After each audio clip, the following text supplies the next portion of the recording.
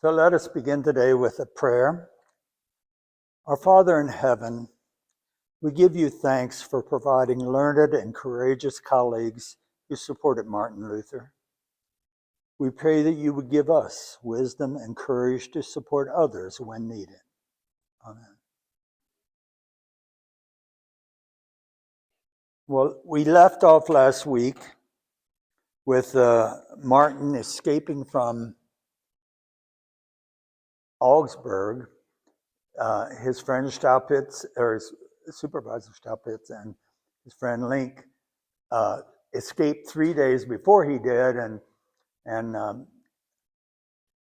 he eventually decided to leave also. And there was a side door that he was able to get out, and somebody provided him a horse, and he rode his horse for hours and hours until he felt comfortable that he was out of the range of the Augsburg danger. He met up with his friends at Nuremberg, and then from there they went back to Wittenberg. And so this is now the summer of 1518, and am I right? No, summer 1519, excuse me. And he arrives back in Wittenberg, and some things have changed there. While he was away, Philip Melanchthon was hired as the new Greek professor for the university. And Philip became an integral part of Luther's Reformation, and for many reasons, he was really what sustained our church after Luther's death. But they became intimate friends, and he really was a great support to the Reformation. So I thought I should provide some background on Philip Melanchthon at this time. His father was George Schwarzerd. His original name was Schwarzerd. Schwarzerd, of course, means black earth. And his father was a master armorer in a town in Breton. And his mother was a Barbara Reuter, a poet. Philip was born in 1497. Now, when you think Luther was 1483, so Philip was 14 years younger than Martin. At this time, when Melanchthon gets to Wittenberg, he's 21 years old. So Luther would have been 35, 36 years old. Philip's father died when he was young, and shortly after that, his grandfather died. And they decided to send Philip to Pforzheim, where his grandmother lived, and she raised him at that point. And he went to school in Pforzheim. His grandmother was the sister of Reuchlin. So when you think this, Reuchlin was Philip's great uncle. Remember who Reuchlin was? He was the most famous German scholar of ancient Greek and ancient Hebrew. And he had been put in jail for a while because they thought he was a heretic, but he was declared innocent. And but anyhow, having a great uncle who was such a famous scholar was fortunate for Philip. Reuchlin gave Philip a Greek grammar book and also a Bible when he was visiting with his sister one time. Within a year after that, Philip had taken that and written a play. The play was written in Latin and acted out by Philip and a friend of his. And this play was written for Reuchlin and was acted out for Reuchlin. Reuchlin was so impressed with Philip's ability that he decided it was time to send Philip to college. Philip was 12 years old. At that time, his name was changed to Melanchthon. And he entered the University of Heidelberg at age 12. He got his bachelor's degree at age 14 and his doctorate at age 17. Obviously a very brilliant young man. Reuchlin, of course, being his great uncle, would encourage him, but also Erasmus took a liking to Philip Melanchthon, and they both recommended him to Friedrich the Wise to be the next Greek professor at Wittenberg. I'll explain a little bit more about Reuchlin and Erasmus in a minute. So he arrived in Wittenberg at the age of 21 in the summer of 1518. Excuse me, I was getting my dates mixed up. I'm still not sure that's right. Anyhow, here is what Wikipedia had to say about Reuchlin. I guess, Wendy, could I ask you to read that?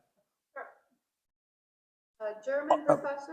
I said Reuchlin, not Melanchthon. Oh, so Melanchthon was a German professor and theologian, friend and associate of Martin Luther. Melanchthon was very short and very frail. Under the influence of men like Reuchlin and Erasmus, he became convinced that Christianity was quite different from scholastic theology.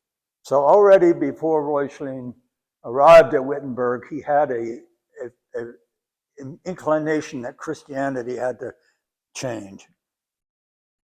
This was a little bit about Reuchlin. One of the things that Reuchlin did is he published a book. At that time in Germany, there was a movement to burn and destroy everything that was Hebrew, and the books and writings and so forth. Reuchlin came out opposed to that and wrote a paper saying that he was opposed to it. The inquisitor in Cologne declared him a heretic for opposing the burning of the Jewish books. And his case was taken up by the Diet of Speyer in 1514, and he was found innocent, that he was not a heretic for saying that. The inquisitor also, or the Diet required the inquisitor to pay him for the trouble he put him through. From Spain? No, every country had its inquisitor. That we talk of the Spanish Inquisition, which was famous, but every country had their inquisitor, and Germany's inquisitor was in Cologne.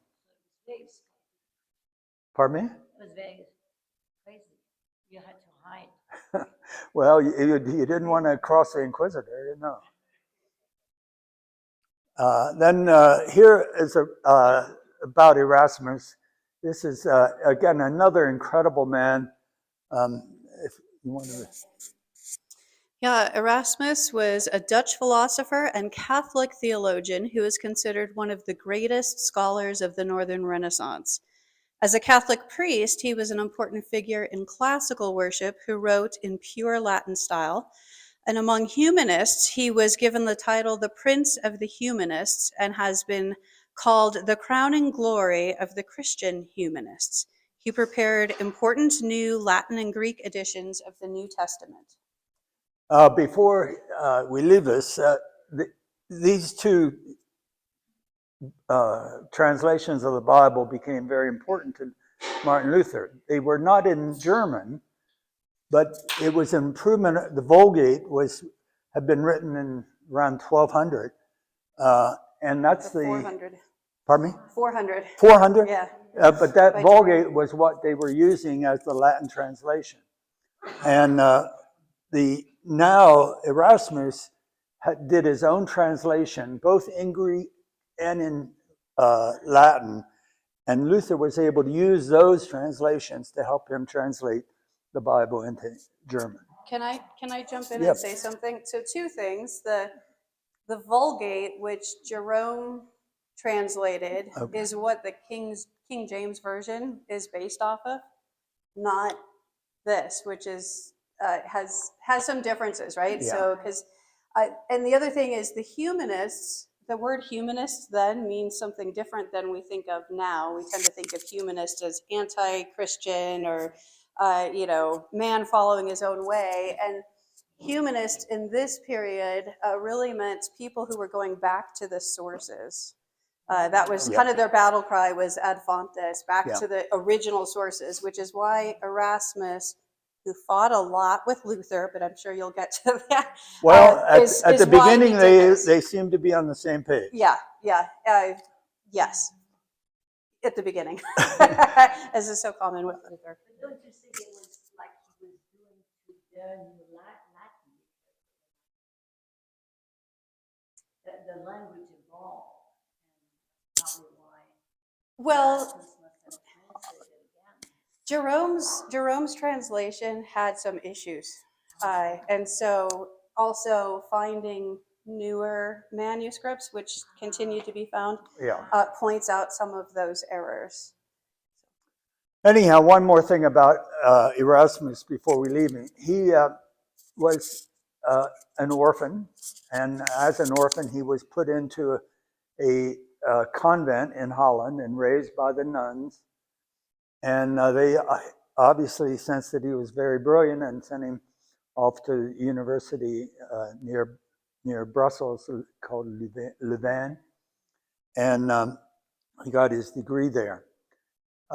Unlike Luther, Erasmus wrote a lot, and but he was ahead of Luther by about 20 years in terms of writing. And right around 1500, he wrote books about how a Christian should live. And one of those books talked about always keeping your switchblade ready. And he goes through all these instances or examples of how the devil is always out to get you, especially in church. And you should always have your switchblade ready. But the switchblade is prayer. And anyhow, that was a very popular book and sold lots of copies. And he copyrighted all of his material, so he became very rich and traveled in the very elite upper class of Europe at the time. I say, unlike Luther, Luther never copyrighted any of the material he wrote and never got a penny for it. I was talking about Melanchthon when I introduced these people. This is Melanchthon's house. It still exists in Wittenberg today. That's where he lived when he became a professor there. Now let's get back to Luther. Title says, Rome tries again. Luther got away from Cardinal de Vio Caecin in that interrogation in Augsburg, but he was still ordered. Rome had ordered Friedrich the Wise to send Luther to Rome. And they were still trying to get away from that. When Luther got back to Wittenberg, he was told he had to leave Wittenberg. And so he was contemplating where shall he go. He considered that maybe the safest place was in Netherlands or even over in England. But at this point, he was planning to take off and go to the Netherlands. His friends had a going away party for him. And during the going away party, Friedrich sent a messenger saying, why are you delaying? And everybody was grieving and worrying about Luther. And before the party was over, Friedrich sent another message saying, stay. In a period of hours, things had changed. And what had changed, and again, I'll ask you to read, please, is Karl von Militz arrived on the scene. A German nobleman working in Rome convinced the Pope that he could go to Germany and win Frederick's support in the upcoming election of an emperor and to take care of the Luther problem. So glad they weren't successful. Von Militz was very confident of himself and perhaps oversold himself to the Pope that he could take care of this problem. Pope Leo, though, accepted his offer, and what Melis's plan was to deliver a golden rose to Friedrich. That the Pope should send the golden rose to Friedrich. This was something reserved for kings and princes who had a special influence on bringing Christianity to their territory. And so the thought was, if you give Friedrich the golden rose, he won't disobey you. And so Militz took the golden rose to Friedrich, and he got there in December of 1518. When he got there, he first had to talk to, nobody could get to Friedrich the Wise without going through Spalatin. Spalatin was Friedrich's chaplain and became incredibly important to our Luther story.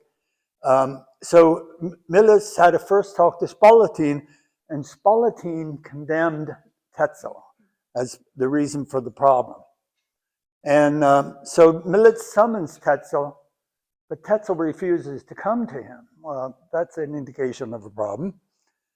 He then summons Luther, and Luther obeys, and he comes, and he talks Luther into agreeing to be quiet and don't say anything, don't write anything until we get somebody to judge your case. And they agreed that he would stand trial, and but that the trial would. I forgot.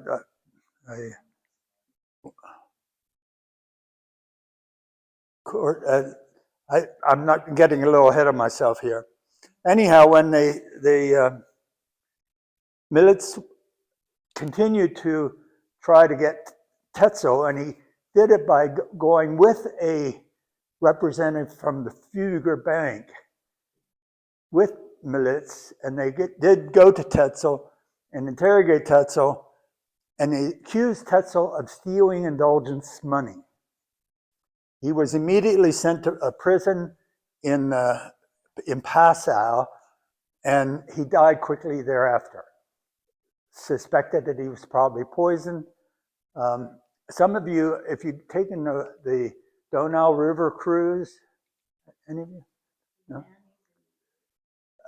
You went right by this prison. It's at the confluence of where the Salt River comes into the Donau River, and it's right built in the middle of the river, and that's where the prison is, where Tetzel was imprisoned and died. He's no longer a problem now.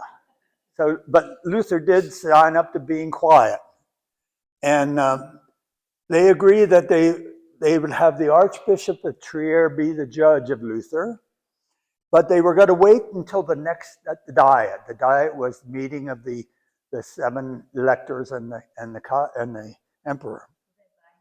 So they're buying time. In the meantime, Frobenius, a printer in Basel, Switzerland, took all of Luther's papers and published hundreds of copies of all of his material. So now all through Europe, everybody was able to see what Luther was talking about. And I'll mention George Spalatin, who was critically important. He was a young man who was the chaplain to Friedrich the Wise, and he was the go-between between Luther and Friedrich the Wise. I pointed out before, Friedrich the Wise made a point never to talk to Luther. He could say he didn't know him. He knew of him. He went to hear him preach one time, but he kept his distance. Spalatin was the go-between. Well, for a while, things were pretty quiet and peaceful, but then Dr. John Eck resumes the battle. Eck was a famous professor at the University of Ingolstadt, and he was considered the greatest debater in Europe at the time. He challenges Luther to a debate. Well, Luther had agreed not to talk. And so Dr. von Karlstadt, the head of the university, who was very close to Luther. He was also a professor of theology. And he decided that he would go and represent Luther's case. They met on June 1519 in Leipzig. And there are two things that were going on at that time. The electors were meeting in Frankfurt, Germany, to elect a new emperor. The theologians were meeting in Leipzig to hear this debate. I first covered the debate. First, Leipzig is just 40 miles from Wittenberg. And debates in that time between different college professors was sort of like football games are today. The students from the Wittenberg all went down to travel with Luther and Karlstadt down to Leipzig. The students from Ingolstadt came up to Leipzig. And so this was a big student affair. Also, I mentioned later, but I'll mention now, that the University of Paris and the University of Louvain sent their representatives to be the judges for the debate. So this was a big, like a Super Bowl debate. And the debate started with von Karlstadt and Eck debating the issue of free will. And you probably know that free will became the sticking point eventually that caused Erasmus and Luther to split. And it's a complicated thing. We'll maybe get into it sometime. And Eck, Luther noticed that von Karlstadt was not, he was a very learned scholar, but he was not a debater. And Eck was winning the debate.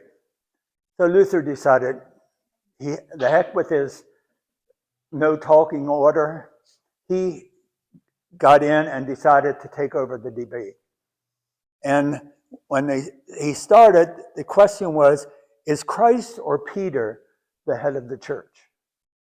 And obviously, that was for Luther, that was not a question.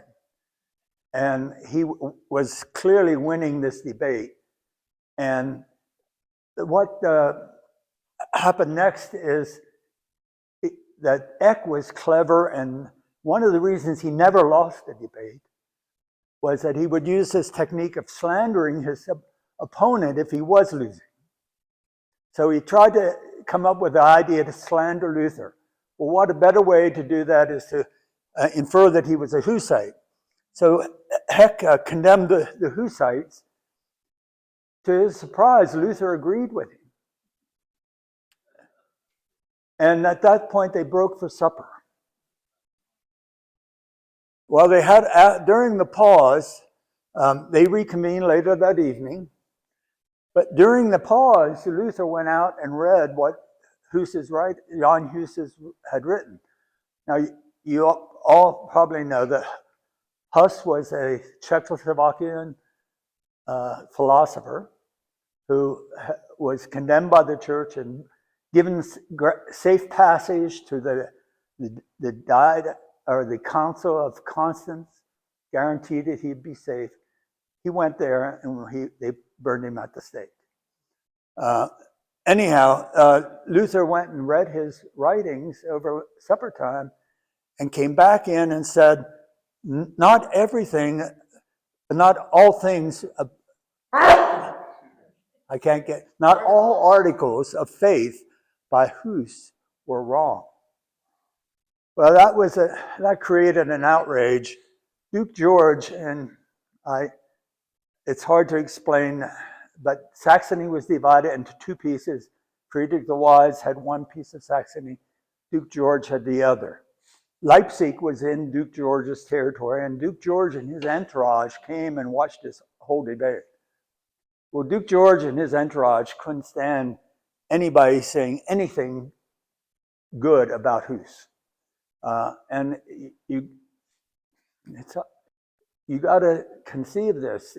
The Crusades were against the Muslims and in Jerusalem, right? Well, the Catholic Church, when Hus came about, conducted a crusade against the Hussites. They sent an army into Czechoslovakia and burnt every town that had any support for Hus. And Leipzig isn't far away. Hus's faith had spread over into Saxony. And everybody in Saxony knew they had to deny anything to do with Hus. So this was a dramatic thing for Luther to say not everything was bad about Hus. Duke George walked out, and the things deteriorated from there. Luther and Eck continued to argue. For 20 days they argued. Then the theologians slept, and finally Luther quit the debate. Then Karlstadt quit the debate. Then Eck quit. And they all went home. Luther had some choice words for Eck that in German rhyme with his name but mean something bad. And you can read some of his writings because he didn't hold anything back. Now Eck, yeah, you can imagine. No, it was a brutal argument. Yeah, there was no clear winner. The University of Paris and Louvain debated took a year to decide who won, and eventually they were forced to say that Eck won, and they did. But the important thing was during this time, many converts were won to Luther's position, so that things were not all bad about this debate. He's still alive. Yeah. Here's a summary of John Eck. The one thing that made it difficult debating with him is he had a photographic memory. And so when he wanted to quote something that justified his position, he would quote page after page after page. And you just had to sit there and listen and be overwhelmed by his use of his photographic memory. Initially, he and Luther were friends, and they had a common acquaintance, in fact, that tried to work out a peaceful deal between them. Anyhow, going on. I mentioned here von Karlstadt, and I don't do, in this whole briefing, I don't do justice to von Karlstadt and how important he was to the Reformation, but here's a couple of pages summary of it. So von Karlstadt received his doctorate of theology in 1510 from the University of Wittenberg. The same year, he became the chair of the theology department. In 1511, he became chancellor of Wittenberg University, and in 1512, he awarded Martin Luther his doctorate. From 1515 to 16, he studied in Rome, obtaining a double degree in canon and civil law at the Sapienza University. During von Karlstadt's lifetime, he published about 90 writings in about 213 editions. That's impressive. Between the years of 1518 and 1525, 125 editions of his works were published in Germany, more than any other writer except Luther. So he really was helpful in spreading the word. And during this time frame, he and Luther were in sync on all of their opinions. In another few years, they go their separate ways. But we'll cover that as we get to it. Jan Hus, you probably should hear a little bit about him too. Right, so Czech religious thinker, philosopher, reformer, and master at Charles University in Prague. Hus influenced by John Wycliffe. Richard II of England married Anne of Bohemia.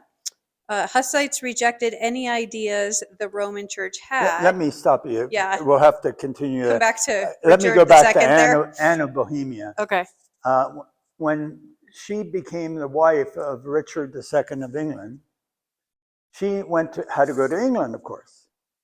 But she took with her an entourage of learned people from Czechoslovakia.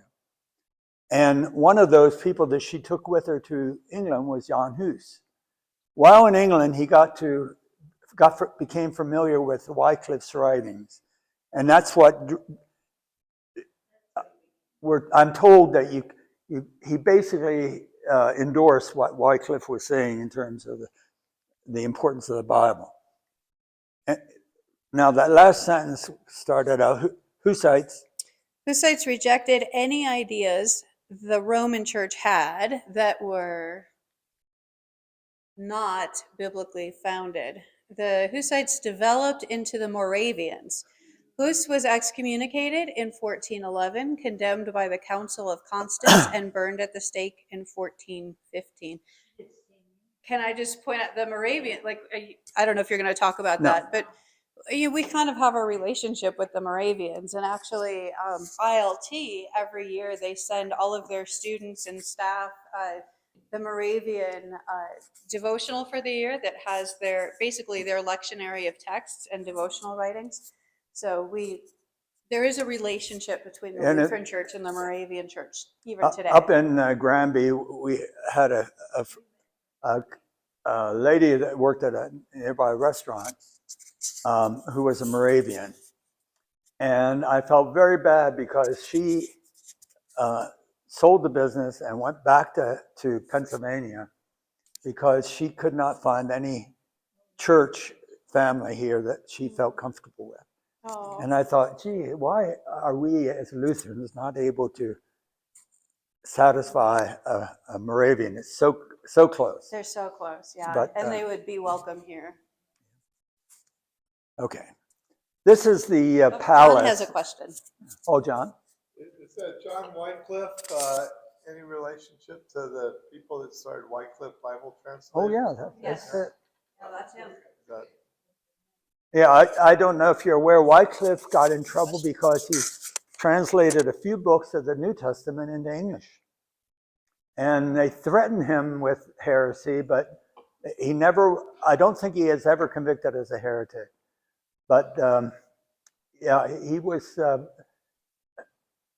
dabbling in the same things that Luther and Hus were. The church didn't want people to have access to the Word of God. Anyhow, this old palace still exists.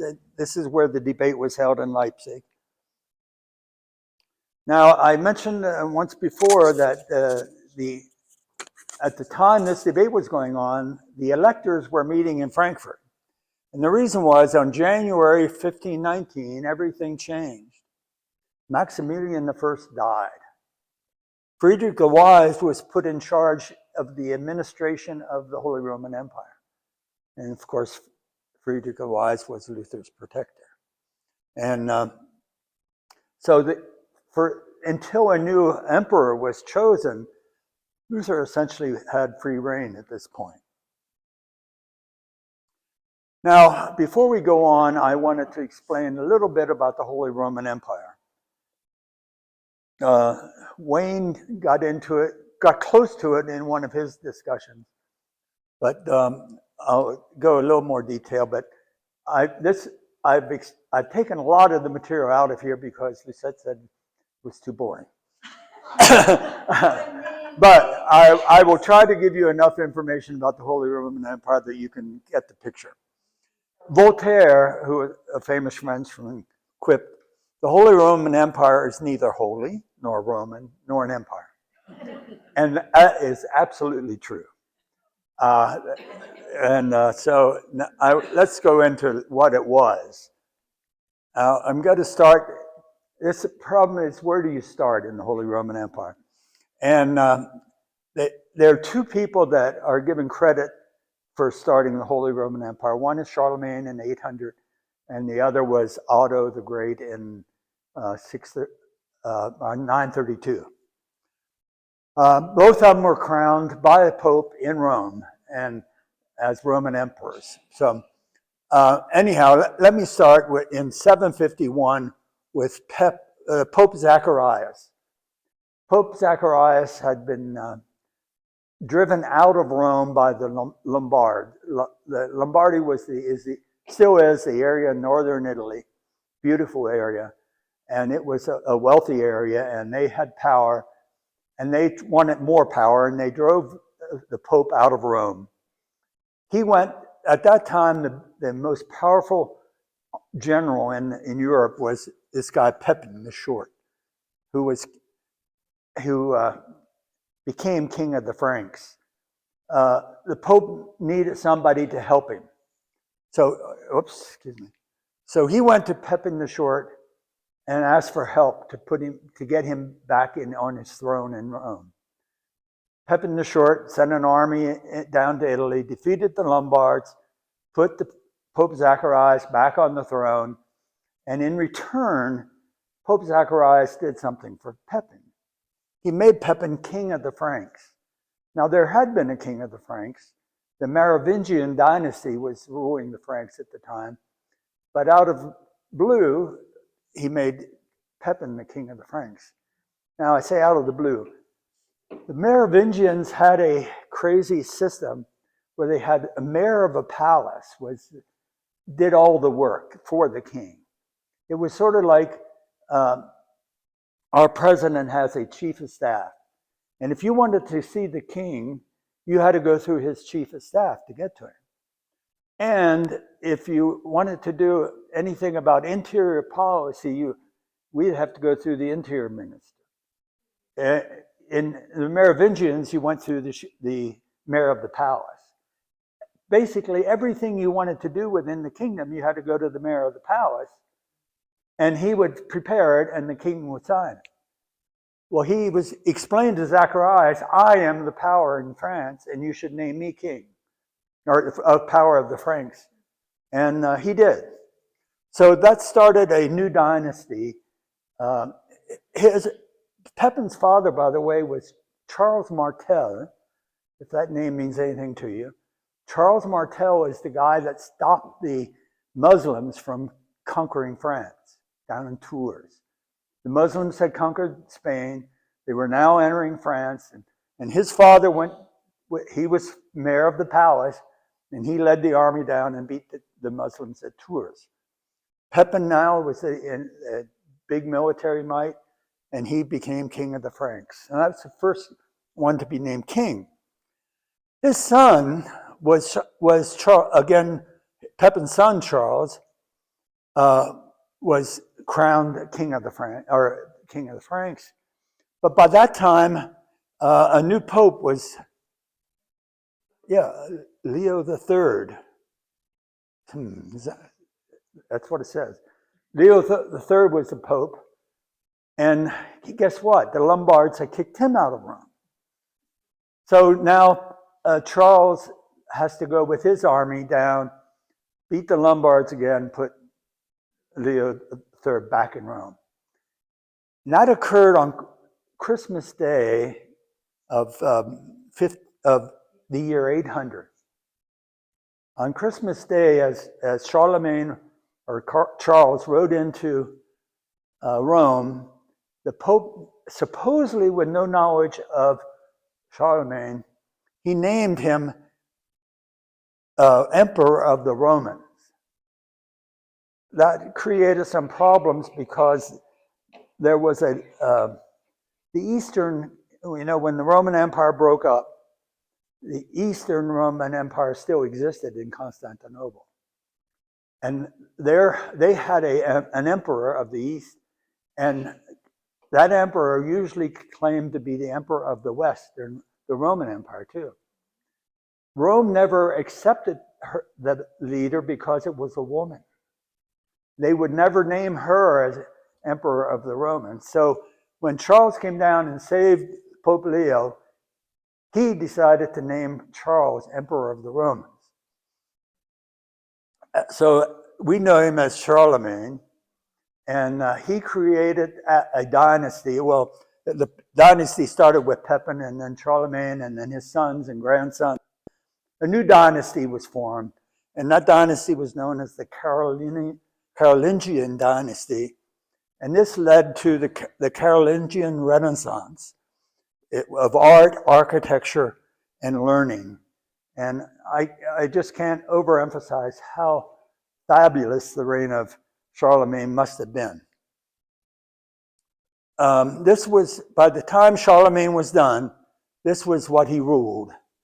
It was from Poland in the east and Yugoslavia down here, down to Rome, down to Spain, all of Central Europe, all the good, productive land of Central Europe was under Charlemagne's control. He named Aachen as the city that he was the capital of his empire and the center of the Renaissance activities. I think I go on more about this here next.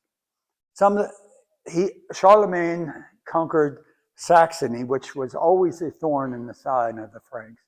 Saxony had been an independent country before that. He conquered Bavaria, which was and today they still claim they're a free state of Bavaria. He conquered Lombardy again and integrated them into his empire. When I say that, let me cover these first. He had 30 cathedrals built during his time. 417 monasteries were built. Libraries were built all around the empire. And Aachen was the center of all this Renaissance activity. He built, I think it was like 20 administrative centers, essentially palaces in different parts of the empire. And that's where the libraries were. He also introduced rule by law, a tax system that was based on property tax. So there were property tax records. For once, everybody knew what the laws were and how it worked. And so just the whole concept of a rule by law made the empire work good. Well, generally, yeah. One of the most important things that I think they did is when the barbarians got rid of the Roman Empire, for some reason they burnt libraries. And so a lot of ancient manuscripts have been lost. Charlemagne went out beyond his empire. Anybody who had an ancient manuscript, he got permission to copy that manuscript and store it in a vault. He had a tower built just to store manuscripts in Aachen. And they had 7,000 manuscripts. And those were copied and sent to the universities around Europe that he built. And so it was an amazing time in Europe. Harry, can I add something? Yeah. There? Part of what Charlemagne did, when he went outside of the empire to get those manuscripts, some of those manuscripts were actually saved by those of the Islamic faith in their golden age. They didn't, even though they tried to conquer lands, they didn't burn down libraries. They actually made copies of all of the documents from other faiths and different things. So there was this, they call it the golden age of Islam, right, in the 600s and 700s, really. But because of that, Charlemagne was able to. Also, there's a great book. I thought it was a great book called "How the Irish Saved Civilization." Yes, that is. If you care to believe that. But the big thing was that when the marauding hordes was burning the empire, they didn't get to Ireland. So the books in Ireland had been preserved. And when Charlemagne came to power, a lot of the ancient manuscripts he got was from Ireland. And that's how they claimed they saved civilization. Anyhow, going on.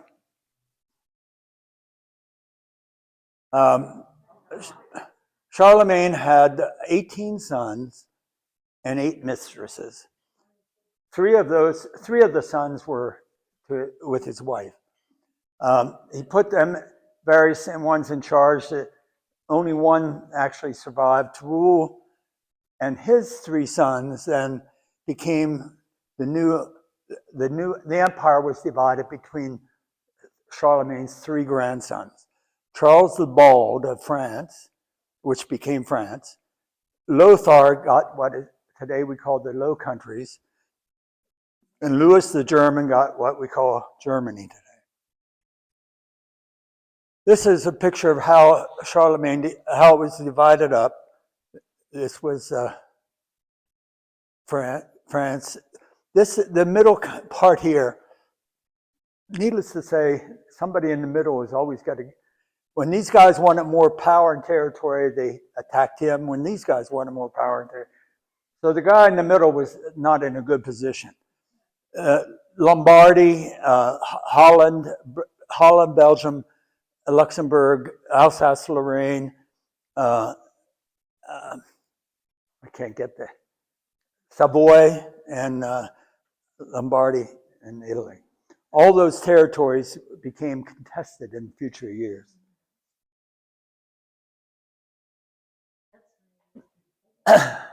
By the time that Luther came on the scene, the only map I could find that was close to Luther's time was a map from 1444. This is what the Holy Roman Empire looked at in that time. Chaos. I mean, everybody kept dividing their parcel up between their sons, and then giving it as dowry to somebody else, and so it was really a disorganized place by the time. The law still applied that Charlemagne had put in place, and they were still using the private property rules and so forth.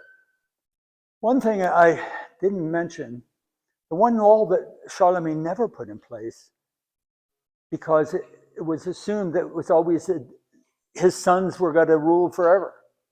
So he never put in place a rule for who was going to take over.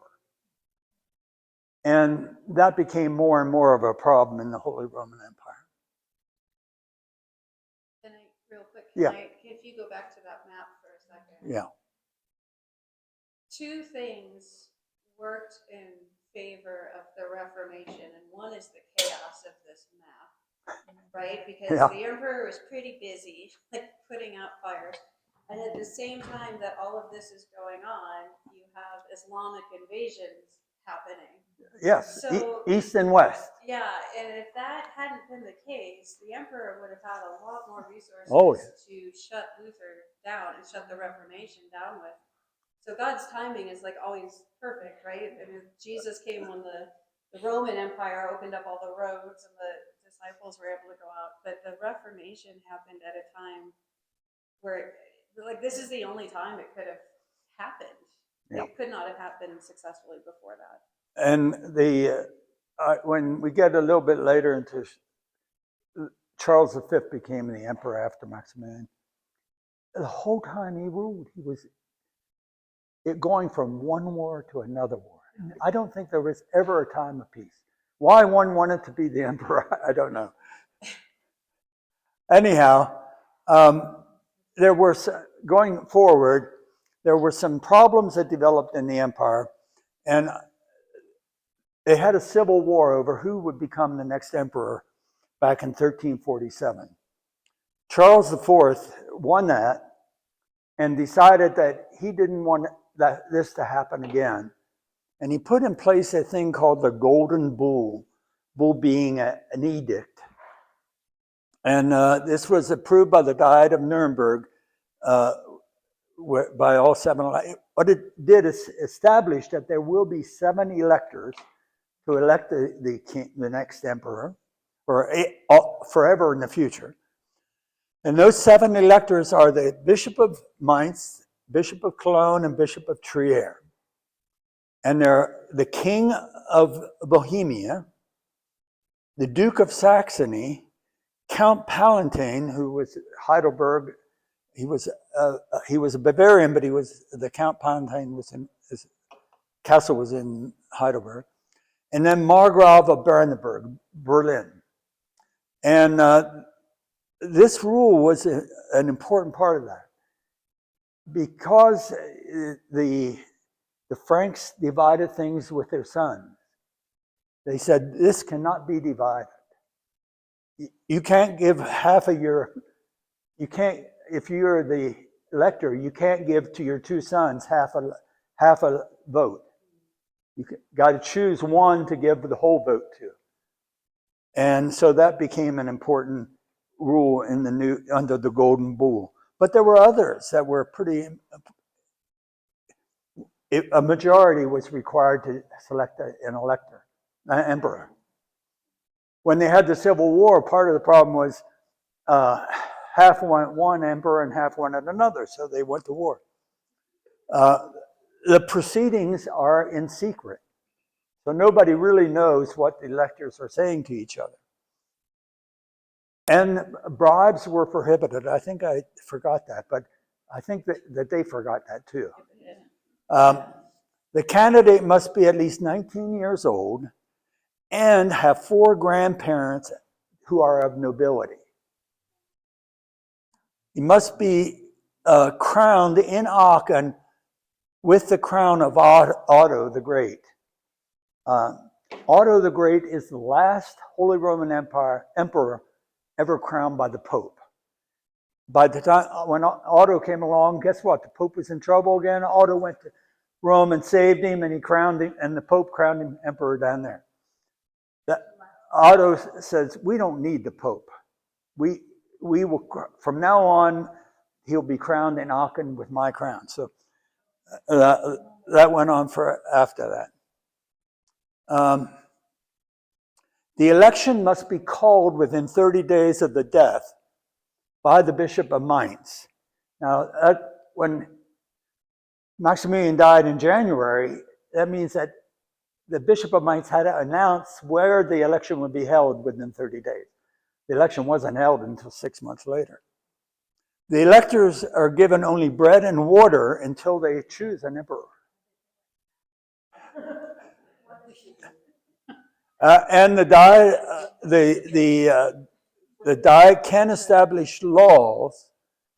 In other words, the 7 electors and all the nobility of the country can establish the laws. The emperor can only accept or reject laws. So this is sort of like our president now. He can veto them or accept them or sign them, but he can't change the law. And so the emperor didn't have much power. Well, I don't know. He was there to enforce the laws. You can see there's no separation of church and state, right? No. Bishops are involved. No. Although they did make sure there were 4 secular and only 3 church positions. The 3 candidates, after Maximilian died, the 3 candidates were Charles V, and Francis I, and Henry VIII of England tried to get in there. Henry didn't have enough money to buy to win this election.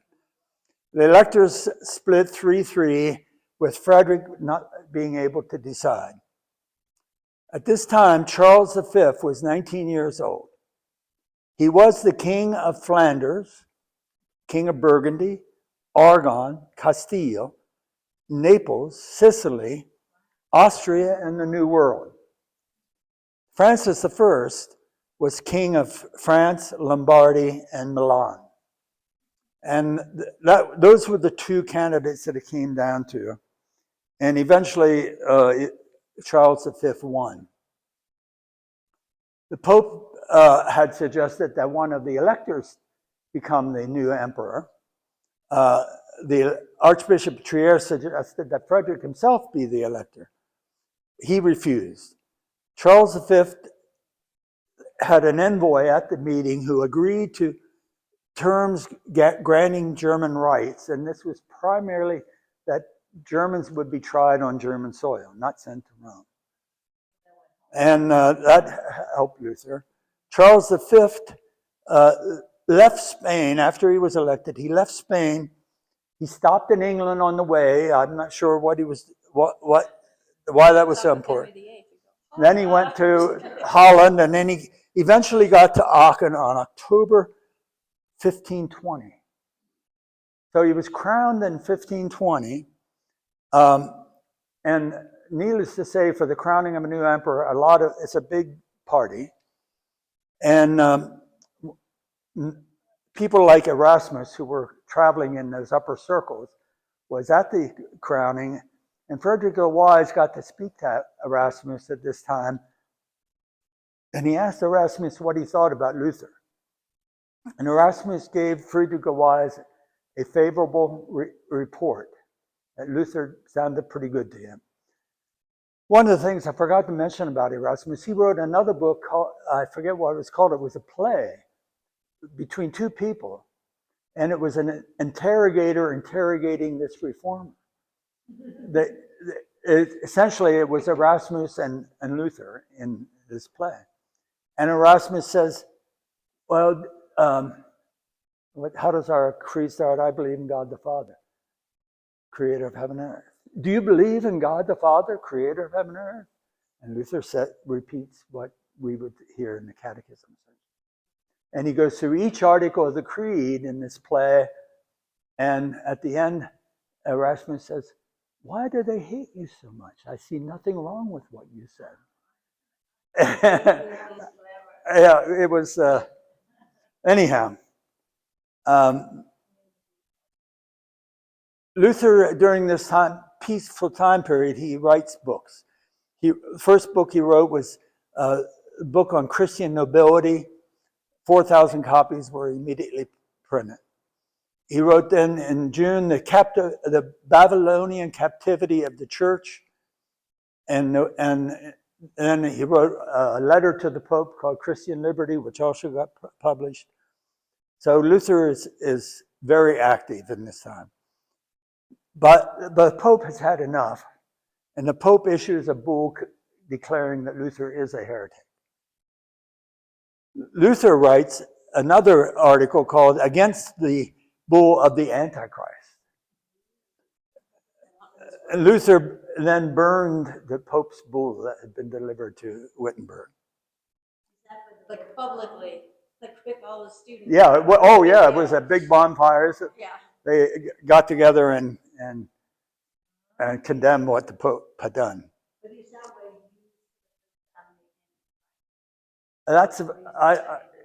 I'm not sure. I don't know. It may be the first time. The coronation, after they put the crown on Charles V in Aachen. Aachen is not a very big city, you may know. And so the whole entourage then moves to Cologne for the party. And so now they party for a few months over the Christmas and New Year's. And now in 1521, they're ready to get to work. This is Charles V he loved his grandmother, who was from Burgundy. And anyhow, he spoke various languages. And here's how he said what he speaks like. Can you read that? I speak Spanish to God, Italian to women, French to men, and German to my horse.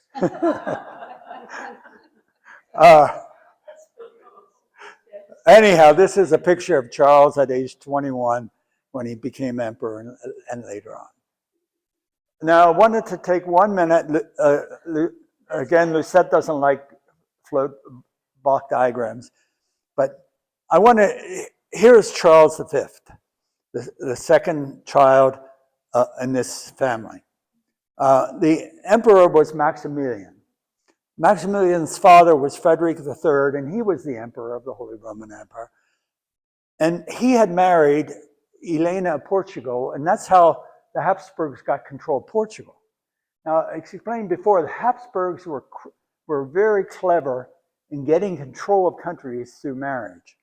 So then Maximilian married Mary of Burgundy. Mary was the only child of Charles the Bold, who was the Duke of Burgundy. And he had that whole middle section of the Holy Roman Empire. So Holland and Belgium and Luxembourg, all those countries came under Maximilian with this marriage. Maximilian's son, Philip the Handsome, married the Mary of, what's her name? Joan, Queen of Aragon and Queen of Spain. And that's how the Habsburgs got Spain. So now and she was declared mad, and so Philip actually was the ruler of Spain too. This is their 6 children. Queen of Portugal, Emperor of the Holy Roman Empire.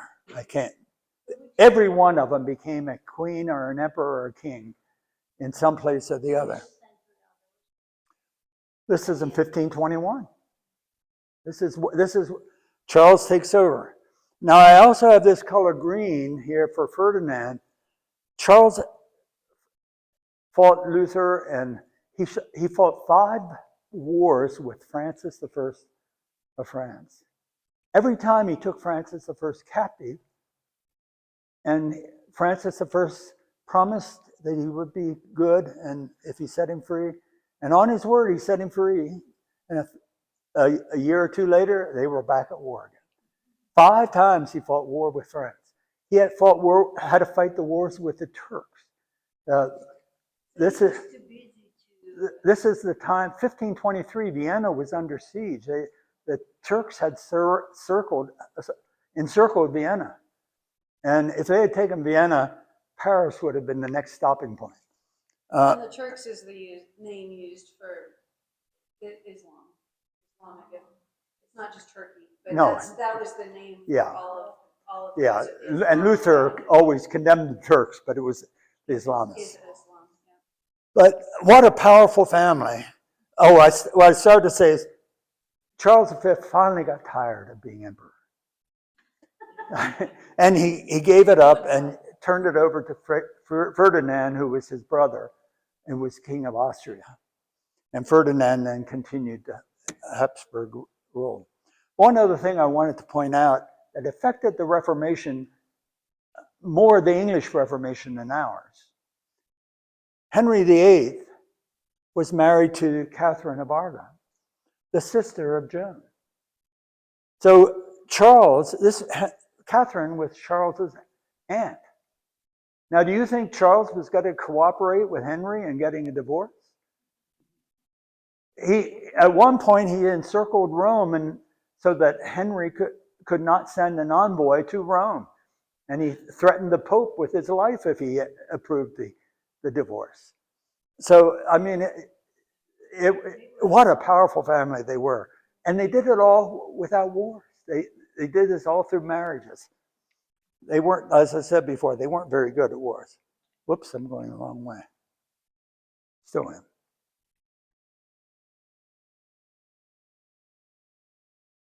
Now, they finished Cologne, they finished celebrating Cologne, and they moved downriver or upriver to Worms, where they got to hold the diet and hold the trial. Aleander is sent to Worms as he's the Pope's lawyer who's got to try and convict Luther. First thing he tries to do is get Charles V to send him to Rome. Don't do it here, send him to Rome. Charles V was, Friedrich the Wise stood firm on the grounds he can't do that, and they agreed to that. Erasmus, the weeks leading up to the trial were just hectic, with every night lawyers going back and forth from one camp to another trying to get agreement. And at one point they said, let's let Erasmus, the Pope had enough confidence in Erasmus, and Friedrich the Wise had enough confidence in Erasmus. Well, he had just talked to him, and Erasmus said Luther was okay. So they both agreed that they would allow Erasmus to be the judge, and that would solve the problem. Guess what? Erasmus wasn't about to be the judge. He refused. He wasn't that dumb. I mean, so he refuses, so the Diet has to be the judge themselves. The emperor has to be the judge. And the Diet convened in January 1521.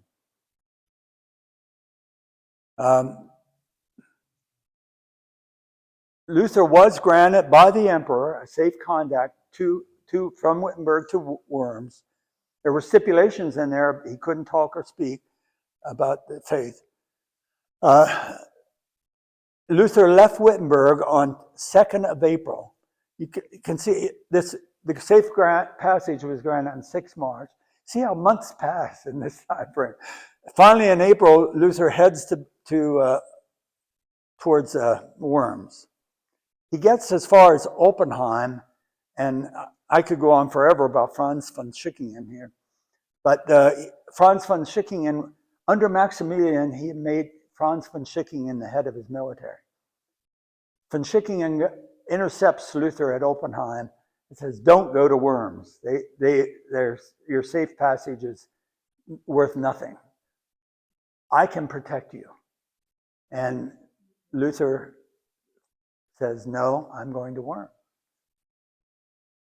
It's good he did, because in a few months, Franz von Schickingen was dead and had been defeated.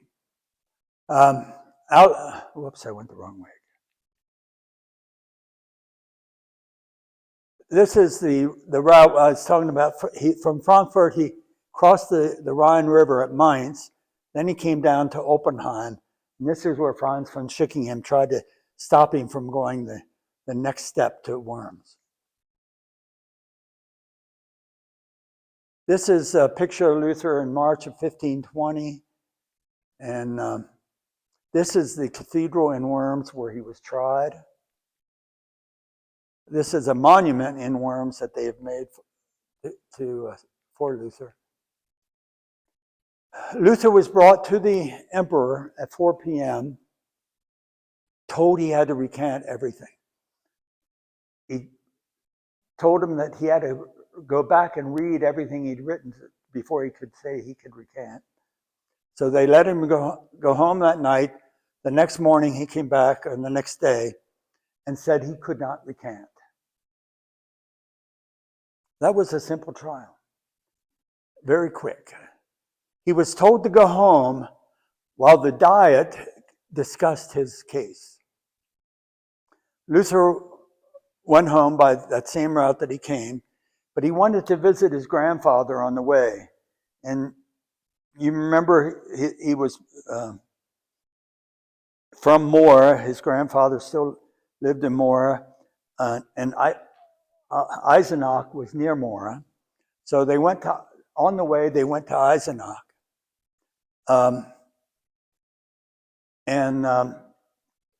In Eisenach, Luther decided he wanted to preach a sermon. And the priest in Eisenach said, "You can't do that. That's against your safe passage." He wanted to do it anyhow, and he did preach. So the next day, he went on his way, and the next day is when the pronouncement was made that this 2 weeks after the Diet, Charles V pronounced Luther guilty and sentenced to death.